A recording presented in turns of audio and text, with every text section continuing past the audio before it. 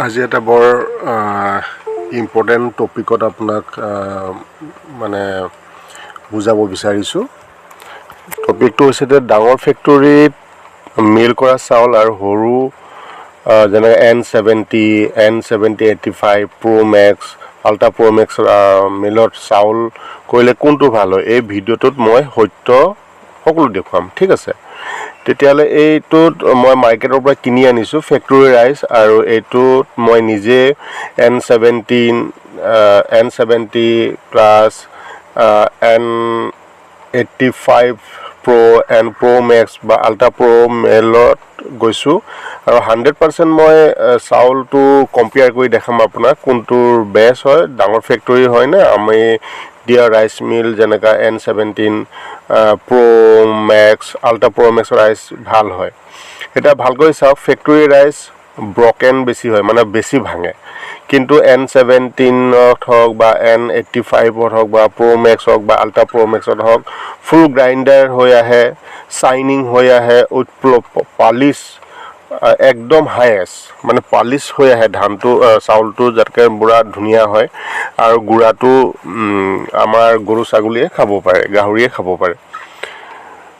Finger মানে আপুনি হাতেৰে চুলে গম পাব কোনটো ভাল কোনটো বেয়া।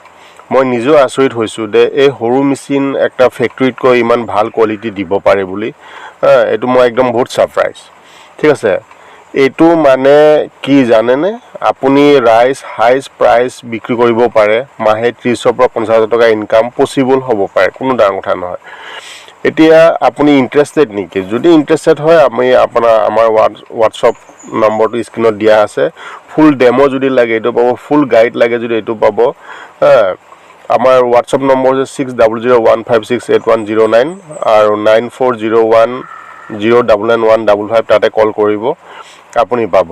সেইকাৰণে এটা মেইন বিষয়টো হৈছে factory versus N70 rice mill বা factory versus Pro Max rice mill, factory versus Ultra Pro rice mill, কোনটো বেছি ভাল।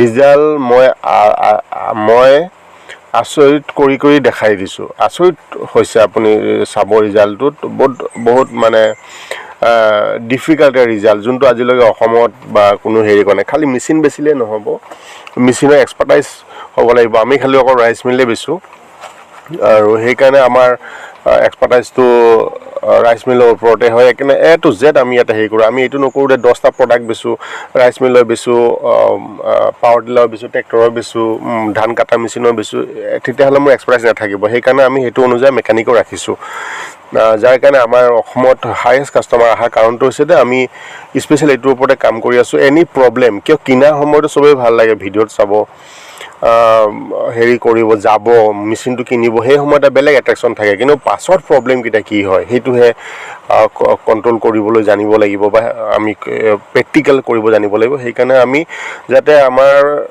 কিনা মেচিন 6 মাহতে পইচা উঠি যায়, আৰু আমি অসমত সেইকাৰণে আমাৰ হায়েষ্ট